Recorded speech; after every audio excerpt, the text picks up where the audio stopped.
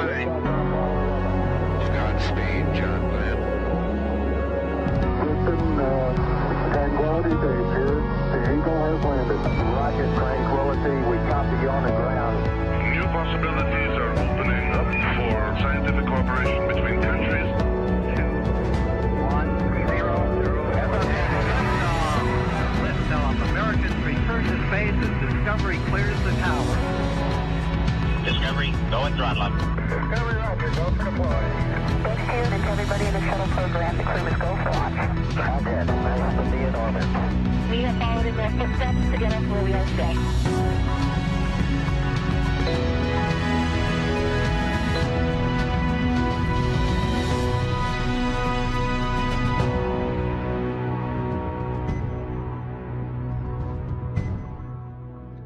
Hello and welcome to this morning's post-splashdown briefing for NASA's SpaceX Crew 1 mission. NASA astronauts Mike Hopkins, Victor Glover, Shannon Walker, and JAXA astronaut Soichi Noguchi splashed down off the coast of Panama City, Florida this morning at 1:56 a.m. Central Time and will make their way back to Houston a little later this morning. The crew, which launched in November of last year, spent 168 days in space. Members of the Resilience crew were involved in 5 spacewalks during their time on orbit, saw the arrival and departure of several visiting crew and cargo spacecraft, and contributed to hundreds of scientific investigations and technology demonstrations while aboard the International Space Station. We have a few folks here to talk about the mission and the crew's return.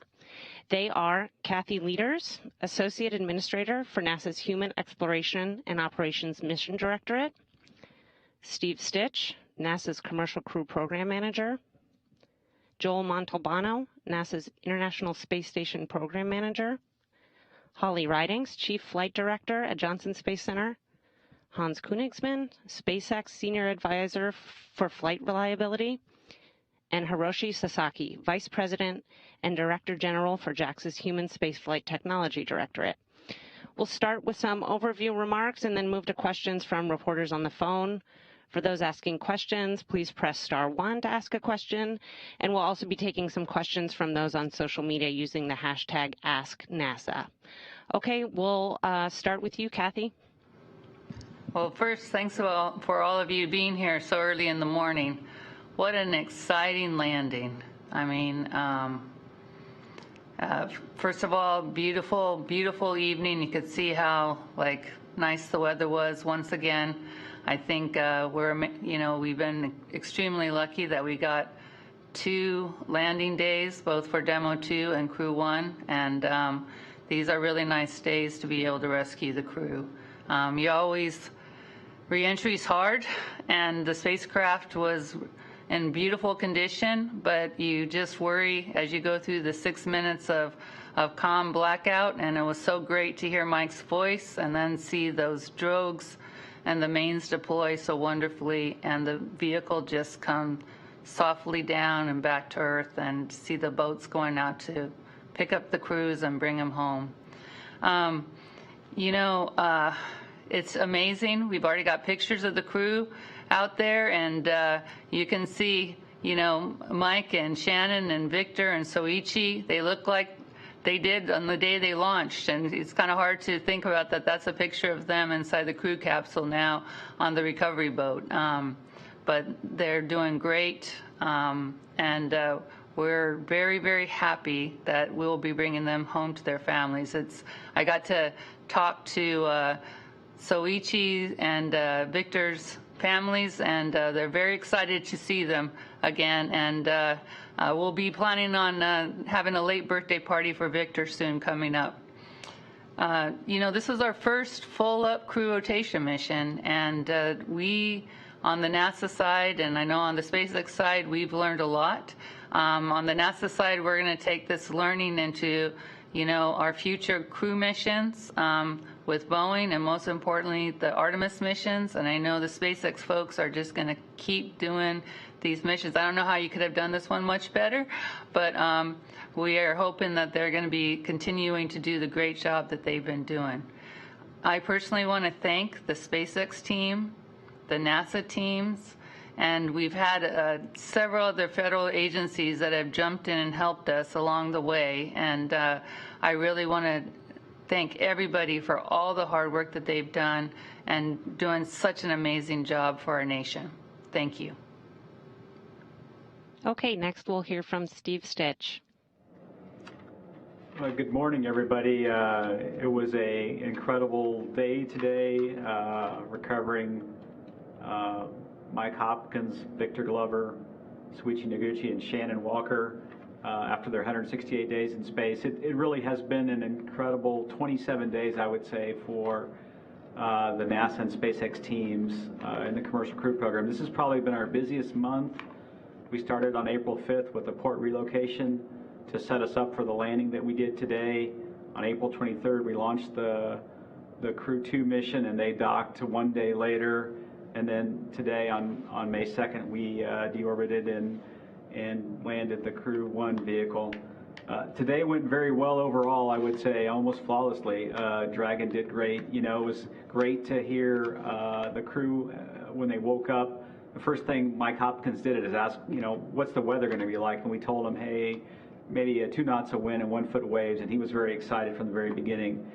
You know, we undocked at 7:30 Central Time, just as we planned, did the separation sequence to get about 10 kilometers below the station, and that's where we executed the maneuvers to jettison the trunk, and we leave it in that orbit. It's a very safe orbit for a long time. Executed the deorbit burn right around 103 Central. It's a long burn, you know. It took about 16 or 17 minutes to execute that burn to start the entry sequence, and then of course we landed right around 1:56 a.m.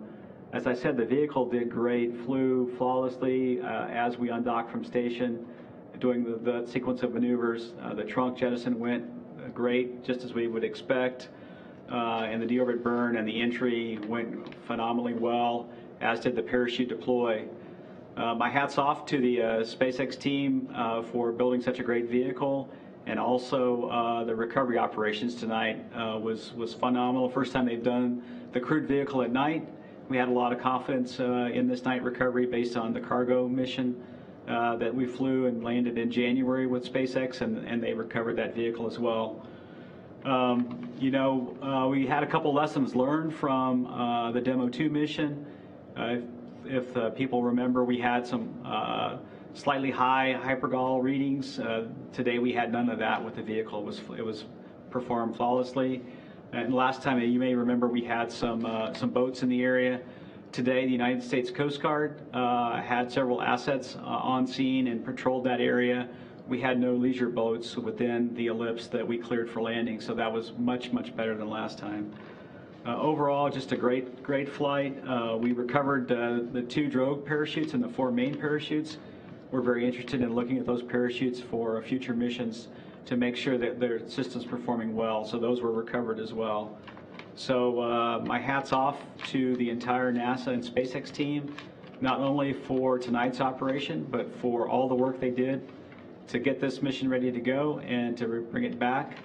We'll move on after this flight. We'll do a post-flight review of the data for this flight, and we also have post-flight reviews coming up jointly between NASA and SpaceX for the Crew 2 mission, for the launch phase and also the orbit phase with Dragon during the rendezvous and docking with ISS.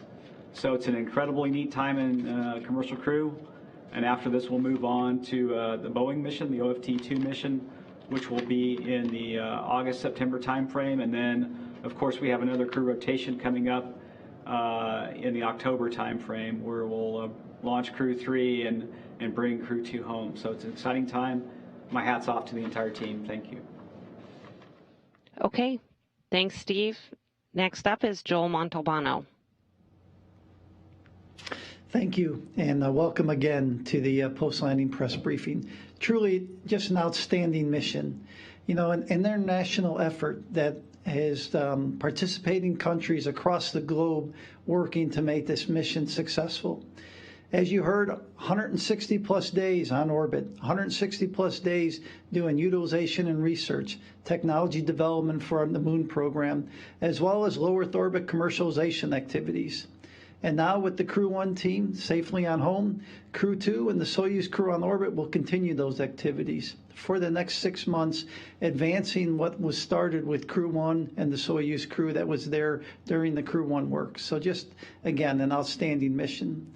We look forward to seeing the smiling faces of the Crew 1 team back on Earth, talking to them about lessons learned and using those to advance our mission, to advance and make these missions even better and stronger in the future. So with that, huge thanks to everyone involved. And Rachel, I'll hand it back over to you.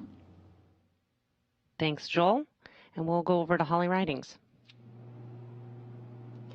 Well, good morning, everyone. And again, thanks for being at the post-Splashdown press conference. It's an exciting time to be here talking to you. It's been a really great day for the operations that were conducted, first with the undock and then our entry, descent, and the very successful landing.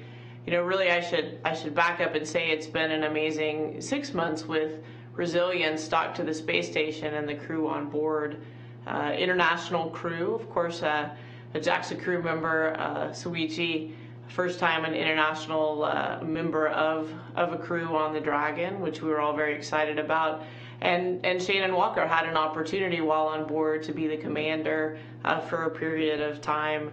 And so that was exciting as well. In fact, earlier today when they left, Aki, who took over the commander, he's a Crew 2 crew member from Shannon, was able to ring the bell as Resilience was departing and say all those happy words as they were able to send them home. They'd been doing a direct handover with all of the crews on board, Crew 2, our Soyuz crew, Crew 1, 11 crew members on board the space station for a little bit more than a week. It was an exciting time, lots of work that was done.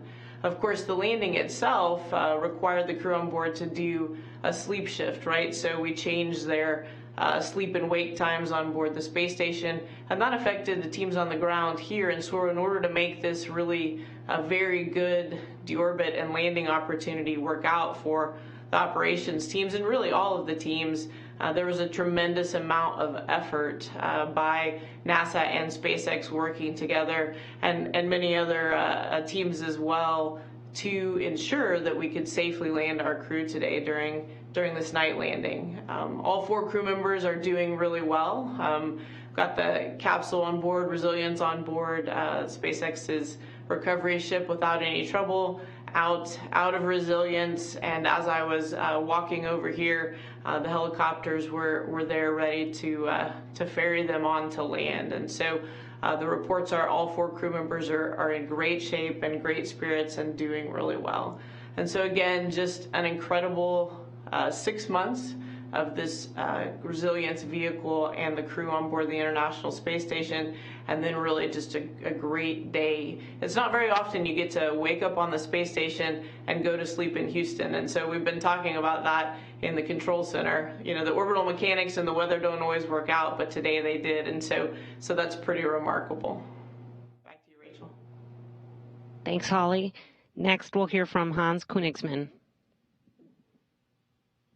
Yeah, good morning. From all of us here at SpaceX, I want to thank NASA and JAXA for trusting us to fly their astronauts. I was watching the mission from the departure, after the departure from the space station, and I must say this was an amazing mission, and the entire SpaceX team is so proud to support the station. The overall mission went very smooth. The launch in November last year, the long-term docking over 6 months, the port relocation a few weeks ago, and now the departure, re-entry, and splashdown. It's great to have Mike, Victor, Shannon, and Soichi back home again. I know that the team here is looking forward to meeting them again in person soon. We will look at data now and inspect the spacecraft, and then get the capsule ready for the next flight. NASA and SpaceX worked hard to certify both Falcon 9 and Dragon for multiple flights, which is critical for reliability and affordability. As you heard before, this was the first nighttime landing since Apollo 8, and I think it worked great. The lighting was good. There was no additional traffic. The weather was just super, and the wind conditions were just perfect.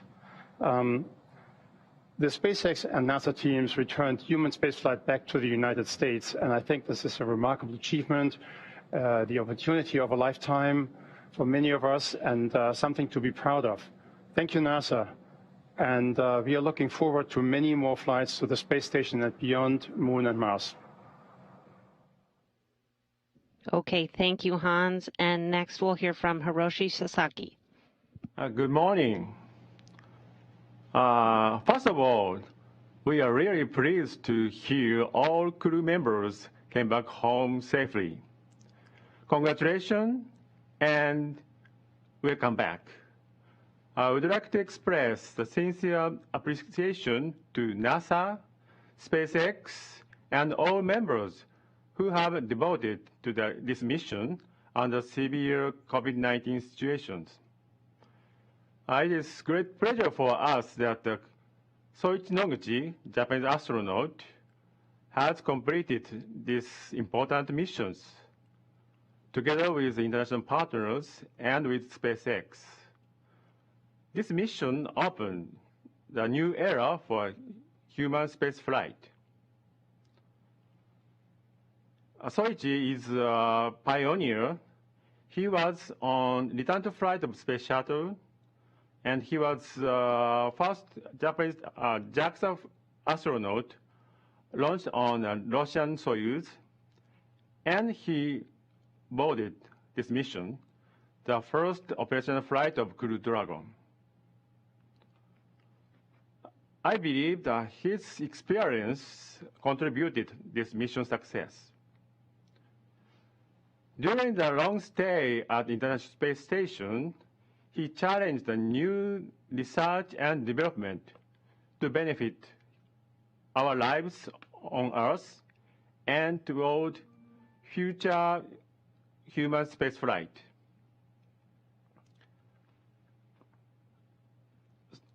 And Aki Hoshide will take over his job. We believe that the International Space Station is an important facility for humankind. We'd like to utilize the International Space Station maximum extent. And I think this mission proved the Crew Dragon provide a more robustness and more capability to the International Space Station, and also proved that the international and commercial partnership accomplished this goal. Leveraging the partnership is also true for our endeavor in space exploration. We want to continue the international partnership and commercial engagement, not only the ISS, but also the Gateway, lunar surface, and even Mars. We must go together towards these challenges. And of course, JAXA will be joining this endeavor. Once again, congratulations on the return. Thank you. All right, thanks for everyone's remarks. We'll start taking some questions from media dialed in. As a reminder, you can press *1 to get in the queue to ask your question, and we'll also take questions via the hashtag AskNASA on social media. So with that, we'll start with Marcia Dunn of the Associated Press. Hi, good morning. Another SpaceX crew mission is in the books just in time for the 60th anniversary of Alan Shepard's Mercury flight. And the next crew flight coming up for SpaceX is privately purchased. And I'm hoping Kathy and Hans, if you could both comment on SpaceX leading the way, not just for NASA and commercial crew, but also for space tourism coming up. Thank you. Well, I'll just make a short remark and then I'll let Hans jump in. But I do think that this was really our goal when we set up commercial crew. And honestly, we're very excited to see it kind of taking off. One of the reasons why we did the contract the way we did was so that the commercial companies had the opportunity to be able to, sell the capabilities that they develop to give us services to other folks, and so that the capabilities that we work so hard together on are then there and available for, U.S. citizens or international citizens out there to be able to experience and be a space person too, and so our goal is one day that everyone's a space person, and so this is just an exciting first step for that, and we're very excited to see it starting to take off. Go ahead, Hans. Yeah. Thank you for that question. And this obviously is a big step going forward. We showed in the last missions that we can safely transport astronauts up and down with Dragon. We had a chance to learn important lessons and to improve reliability and make the operations very smooth. And today was a testament to the whole Dragon design team and operations team, and also the recovery team, and the execution was just perfect in my eyes. So I think going forward we're ready for this important step. We're ready for the private astronaut mission. I think the first mission in particular is a very special mission. They trained accordingly, and they. The overall mission is very important, has the combination with the St. Jude's donation. So I think all of these things come together into an upcoming great private astronaut mission. I'm very much looking forward to that. The next question comes from Eric Berger with Ars Technica. Congratulations all around. You made what's hard look quite easy this morning. Question for Kathy. NASA's been focused on transportation for a long time, getting cargo and crew to LEO and the moon. But now, you've kind of got transportation to LEO in hand, and with SLS, Orion, and Starship, you're starting to work on the moon. It seems like to me you can think more about operations. So what's it like, planning not just for the station, but the moon with SLS and Starship? You could potentially send hundreds of tons of cargo to the moon a year. So I'm wondering, Kathy, as you look beyond transportation to operations, is that exciting to you? I mean, what do you think about that? The fact that it's not so much transportation anymore you have to worry about, but actually capabilities, operations. Thanks. Yeah, I'd say we're still at the beginning steps of, continuing to make this look easy, but Joel and Steve have been doing a great job of that, along with SpaceX, right?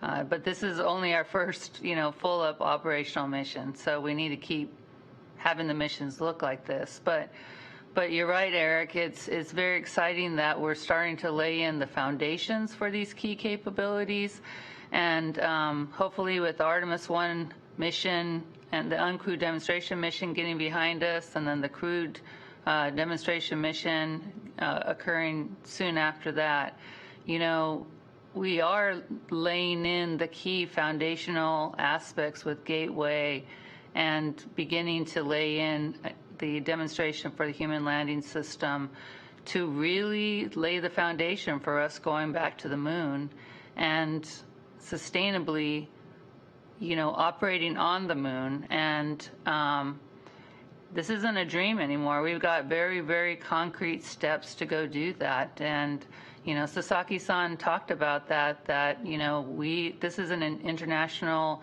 endeavor, and we have very solid plans and agreements and contracts out there to go make this happen. So I'll tell you, Eric, it's a great time to be the HEO AA. A lot of exciting things going on in HEO, and obviously, the landing today was one of them. Our next question comes from Chris Davenport with the Washington Post.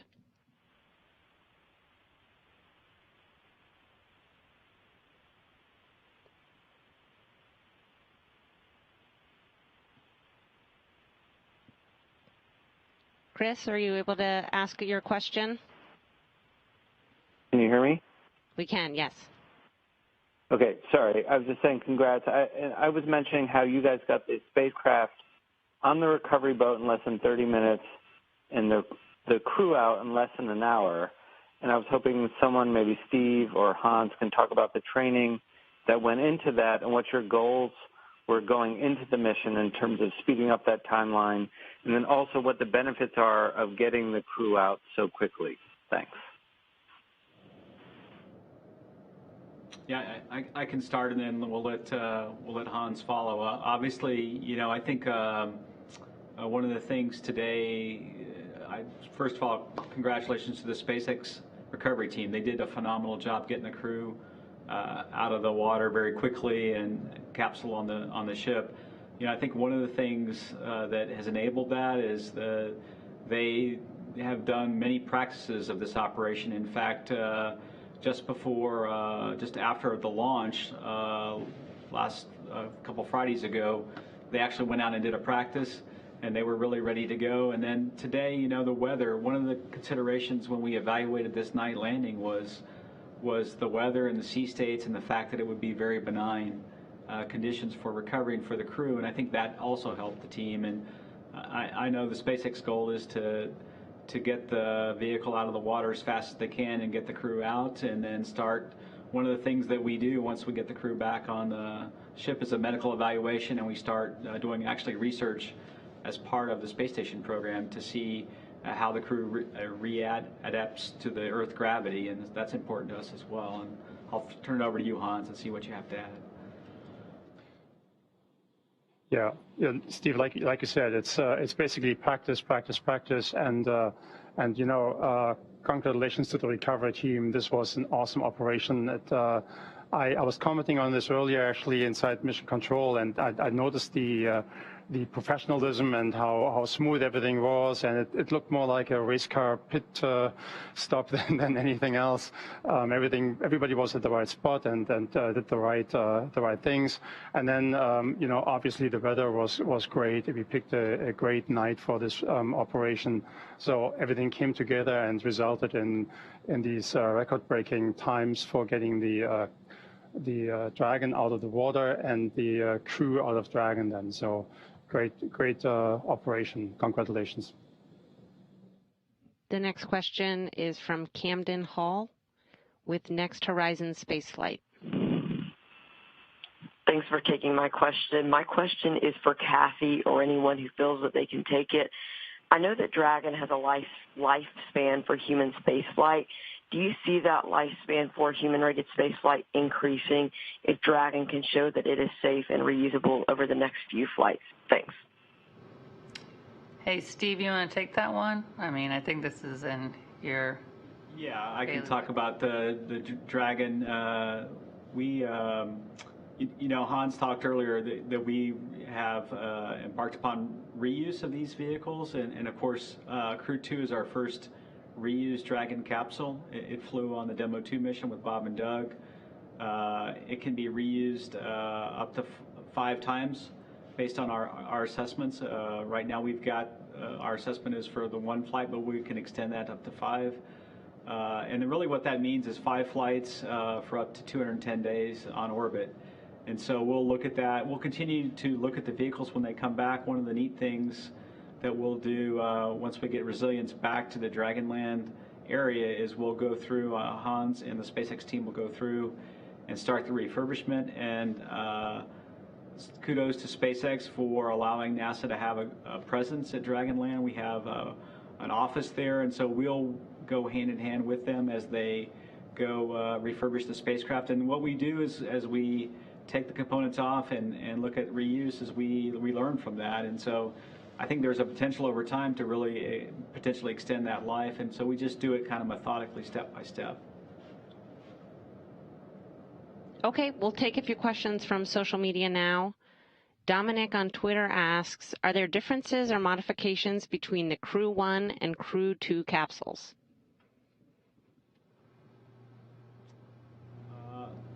I can take that. There are a few modifications between Crew 1 and Crew 2 capsules. Mostly it's the same vehicle. There's some upgrades to the propulsion systems on Crew 2. For example, some of those upgrades actually allowed us to utilize a little more propellant and fly in a little bit higher wind on ascent. And so before we've had an onshore wind component that we've had to manage around, so one of the modifications improved that. Some of the software on the Crew 2 vehicle has been upgraded to improve abort capability and escapes downrange for ascent weather. There's a battery upgrade on that Crew 2 vehicle with a little bit improved lifetime on the battery and improved energy storage. And then, of course, we have a fly-around capability on the Crew 2 vehicle.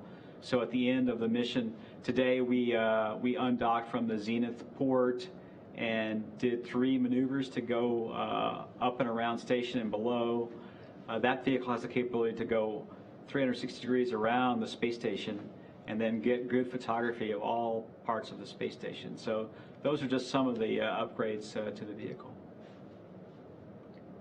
Another Twitter question here, maybe for Holly or Steve. Brandon on Twitter asks if the crew will get to sleep at home or have to sleep at a NASA facility tonight. Yeah, so I can certainly answer that. They'll actually sleep at our astronaut quarantine facility here at the Johnson Space Center. It's really important when they've been up on the space station for 6 months and not exposed to the same things down here on Earth, that they stay in quarantine a little bit longer, while they're monitored by our flight docs after their return. And so they go straight into an exercise protocol that helps them recover quickly, and they'll be out and about not too long, but they do stay at a quarantine facility for a little bit after their return. Okay, thanks. And one more also from Twitter. Will Dragon Resilience be Crew 3's ride to and from the space station? I could take that question. Resilience will not fly on the Crew 3 mission. SpaceX is in the process of building a new Dragon for Crew 3, and it's well underway. Propulsion system is very far along. There's 2 parts of the vehicle that have been already mated together, and then the trunk that has the solar arrays and the radiator panels is being built up. So it'll be a new vehicle for the Crew 3 flight in October. Okay, thanks. All right, we'll go ahead and wrap up here and let our participants get some much-deserved rest. Thanks to everyone for joining today. Stay tuned to nasa.gov for more information about the first opportunity to talk to the Crew 1 crew later this week. Thank you.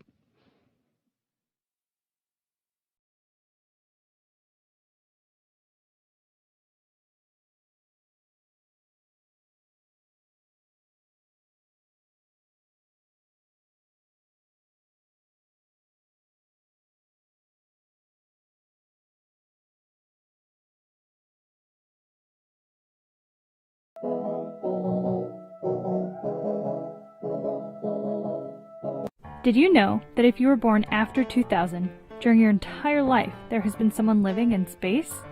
That's thanks to the International Space Station, which celebrated its 20th anniversary of continuous human habitation in 2020.